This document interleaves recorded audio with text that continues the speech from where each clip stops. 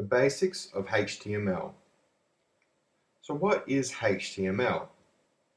HTML stands for Hypertext Markup Language, and it is the basis for all things web. HTML is an essential language for any web developer or programmer. What does a HTML file contain? A HTML file contains a document type declaration, a head, a body, and elements. Elements are comprised of opening and closing tags. What are tags and elements?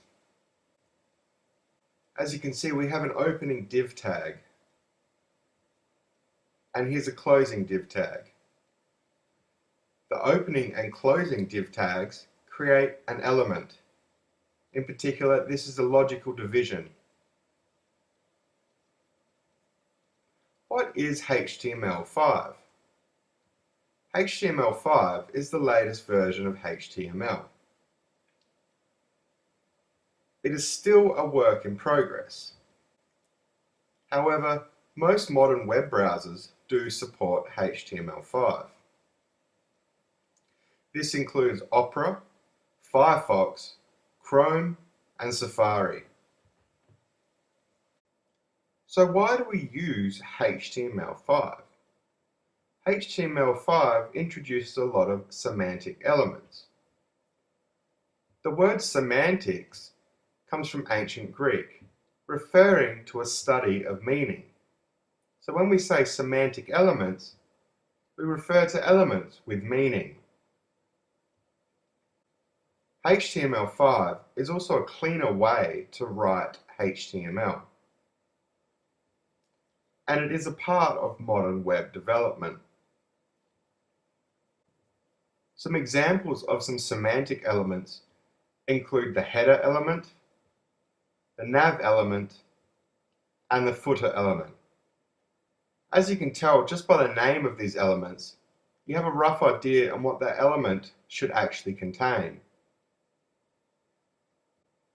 Some examples of some non-semantic elements include the div element, as you saw earlier, the logical division, and the span element. I hope you've learnt a little bit about the fundamentals of HTML and HTML5. In this video, we're going to give you a brief overview of HTML5. Hypertext Markup Language, otherwise referred to as HTML, played a real vital role in making the web a better place to hang out. Imagine if the web looked dull. Who'd want to stay around in front of our screens all day long? Who would enjoy browsing websites, listening, and viewing videos? No one.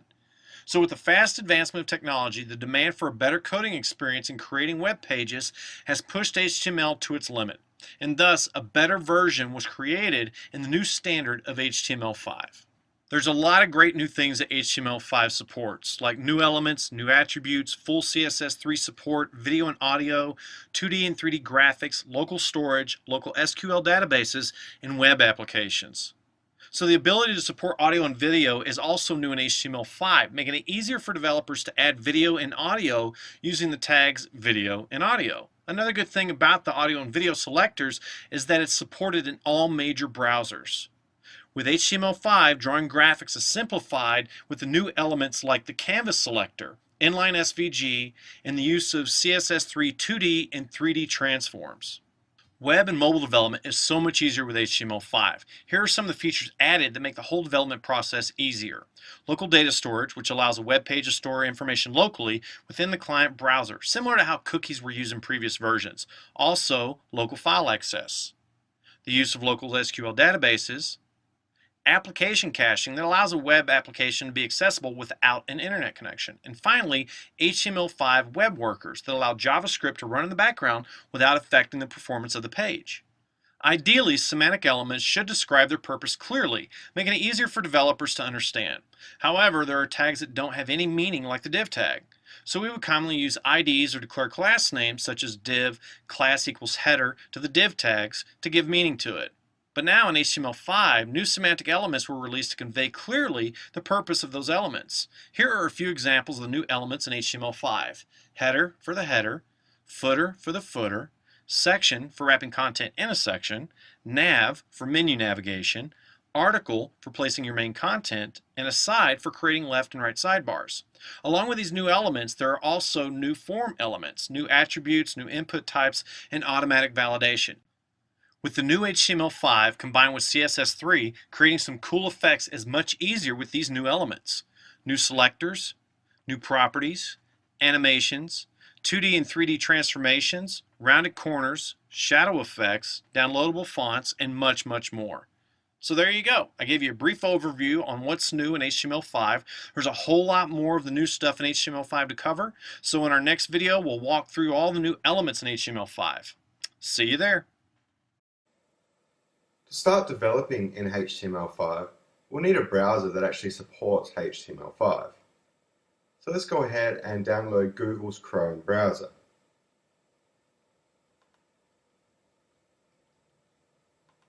You can find this at google.com/Chrome. Once the page is loaded, you can go ahead and click Download Chrome to download Chrome for your specific system. Once the download is complete, you can go ahead and install Google's Chrome just like any other piece of software. To start developing in HTML, we'll need a text editor. So let's go ahead and get Komodo Edit. You can find this at activestate.com/Komodo-edit.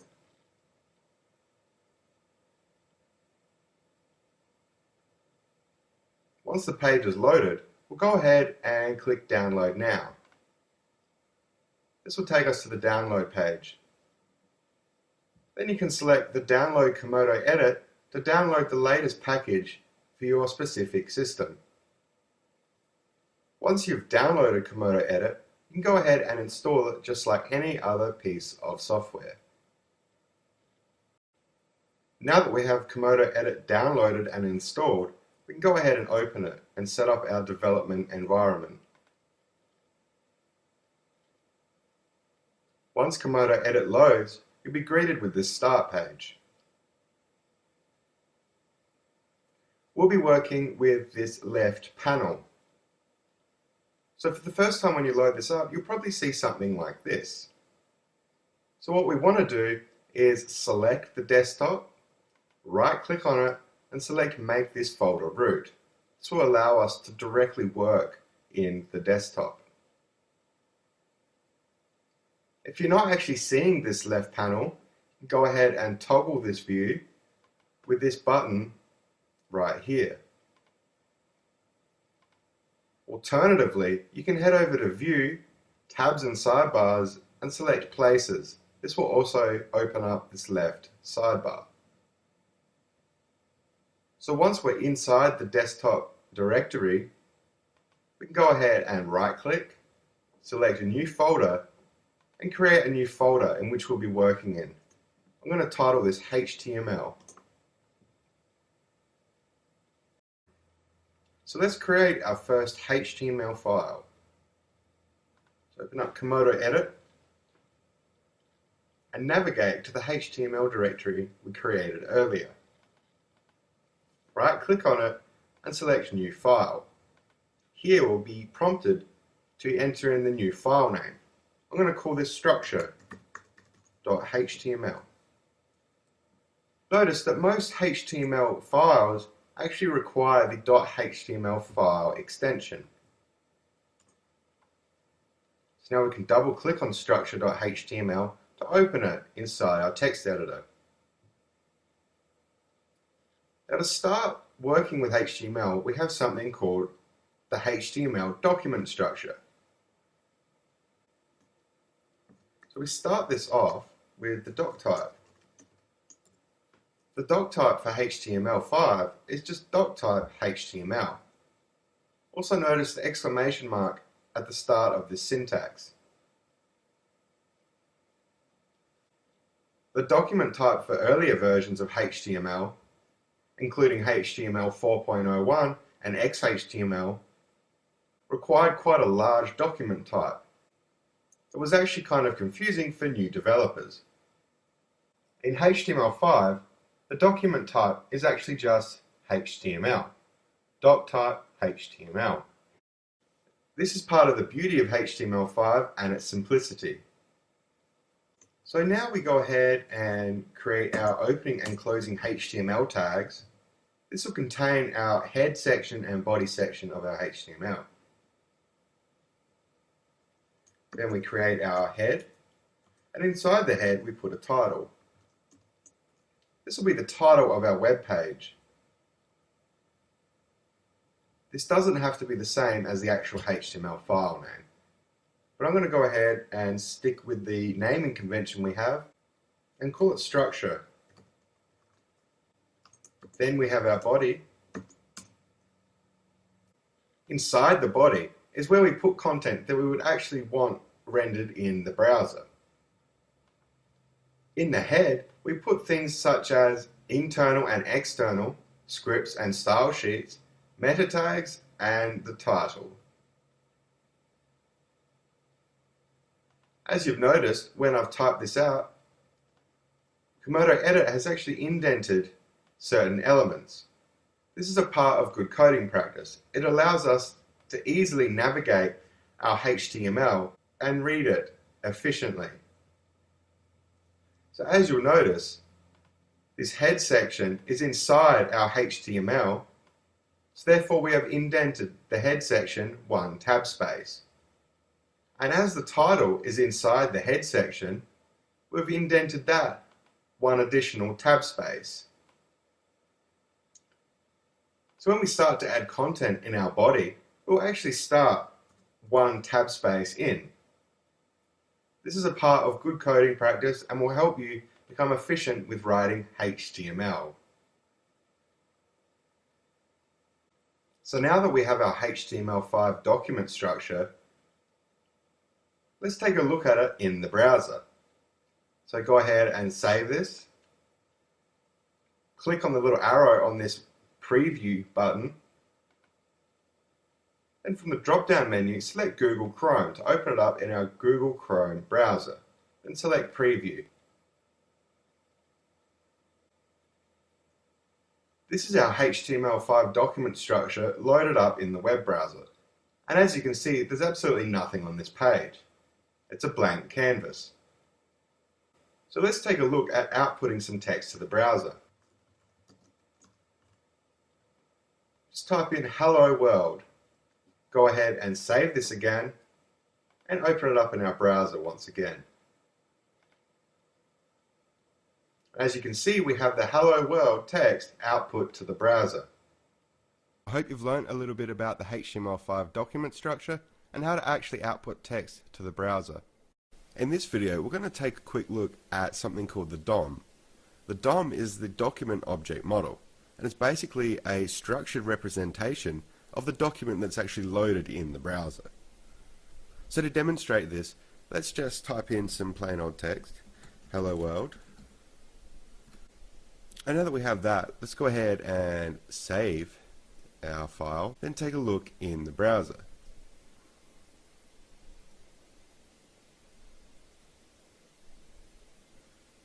As you would have expected, we just have our simple "Hello World" text. But what we can do is we can actually right click in the browser window and select Inspect Element. And this will bring up something called Google Chrome's Developer Tools. And here we have the Elements panel selected by default. Under the Elements panel, this is basically the DOM, the document object model. Here we have a structured representation of the document that's actually loaded into the browser. When we start to get into JavaScript and other scripting languages, we can actually manipulate the content or manipulate these elements inside the DOM. So it's important to note that this structured representation of the document that is loaded in the browser is actually very different to the actual source. In this case, we won't see any difference between what is loaded up in the Elements panel and the actual source, But as you start to work with scripting languages and start manipulating the DOM, it will actually have a vast difference between the actual source code and what is contained within the document object model. So to give you a brief overview of what I'm talking about, we can actually right click and go view page source as well. And this will always be exactly what we've typed into our HTML file. So always remember that the actual source code can be different or can differ from the actual DOM, the structured representation of the document that is loaded in the browser. If you're wondering why my text editor looks a little bit different to yours, it's because I've set up a custom appearance. You can easily do this by going to the Preferences menu and selecting Fonts and Colors. You can go ahead and select a predefined color scheme and make a few changes to make it your own. You can start off by changing the font size to something a little bit easier to read, and then you'll be prompted to enter in a new scheme name. I'm going to call this Custom 5, as I have a few custom appearances already set up. Then you can head over to the Language Specific tab and make sure you've got HTML5 selected. Also make sure the element type selection is set to tags, so then we can change the color of the actual HTML tags. So by selecting the foreground color picker, we can actually change the color of these tags in the editor. You can also make a few other changes if you like. So now that we have our new custom appearance set up, go ahead and click OK, and the settings will be applied. If you've been wondering why my tags have been closing themselves, and by that I mean if I type the opening tag, the closing tag will be automatically created for me. This is a feature of this coding environment, Komodo Edit. It is important to be able to type out the opening and closing tags manually to help you get a grasp of HTML. But as you progress and become fluent in HTML, you might find the need to use this autocomplete feature. So we can go over and turn this off by selecting Preferences, Code Intelligence, and down the bottom, automatically insert end tag when typing start tag in HTML and XML documents. We go ahead and turn that off and select OK. Come back in and start typing the div tag and close it. You'll notice that the closing tag has not been provided. We manually type this in, and that is a part of good coding practice. So I do recommend that you manually type in your opening and closing tags.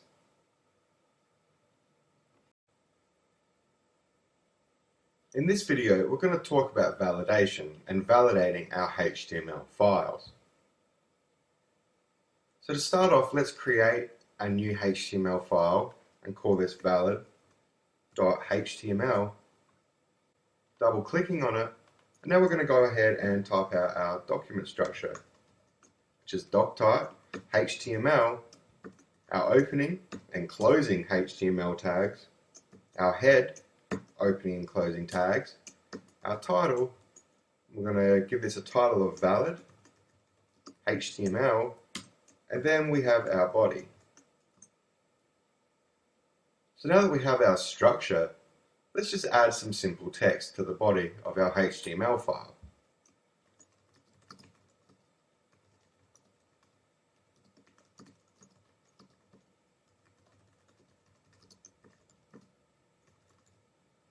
So it's going to save this, open it in our browser,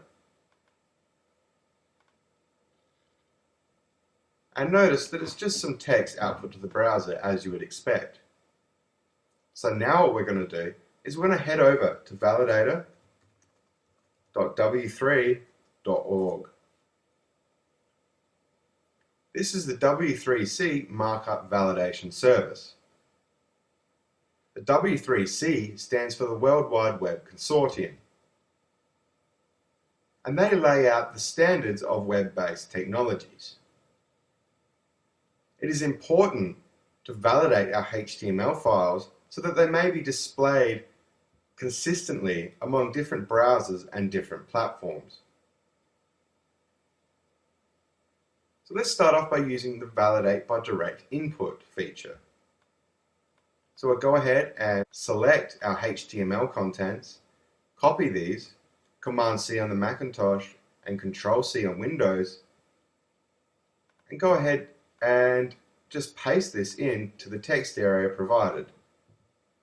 Command-V on the Macintosh and Control-V on Windows. And we're just going to go ahead and click Check. This will attempt to run our HTML through the validator. As you can see, this document was successfully checked as HTML5, and that is exactly what we want. However, we should pay attention to these 3 warnings. Our result is passed with 3 warnings. So let's check out these 3 warnings and see what they are. So the first warning is using experimental feature HTML5 Conformance Checker. This is basically saying that while HTML5 is still a work in progress and is not set in stone, this validator for HTML5 may be slightly unreliable and maybe not up to date. So while HTML5 is not set in stone, we will always have this warning. But that's okay. So now moving on to the bottom 2 warnings. No character encoding declared at document level, and using direct input mode, UTF-8 character encoding assumed. Now it looks like these 2 warnings are relating to the same thing, something about character encoding. So let's head back over to our HTML document and let's add some character encoding. We'll be using the character set UTF-8. By setting the character set of our HTML file, this will guarantee that we won't have any invalid characters rendering in the browser. So let's go ahead and add our character set. We can do this with the meta tag. Meta char set equals, opening and closing double quotes, UTF-8, and then close it just like that. We've just added the character set to our HTML file.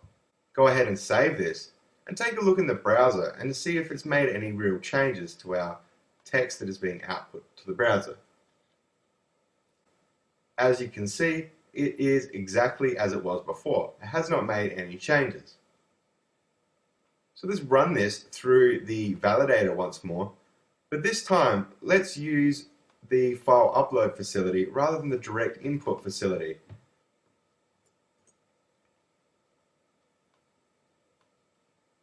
Validate by file upload, choose file, and we will upload our valid.html file and click check. This document was successfully checked as HTML5, passed 1 warning. So let's take a look at what this 1 warning is, and it is the using experimental feature HTML5 Conformance Checker. And as I mentioned earlier, this is okay. We can't do anything about this, and it will be there until HTML5 is set in stone. So by declaring our character set, i.e. our character encoding, and using the file upload facility rather than the direct input facility, we're able to remove those bottom 2 warnings and have our HTML5 validate successfully. I hope you've learned a little bit about who the W3C is, why we validate our HTML files, and why we declare our character set or our character encoding.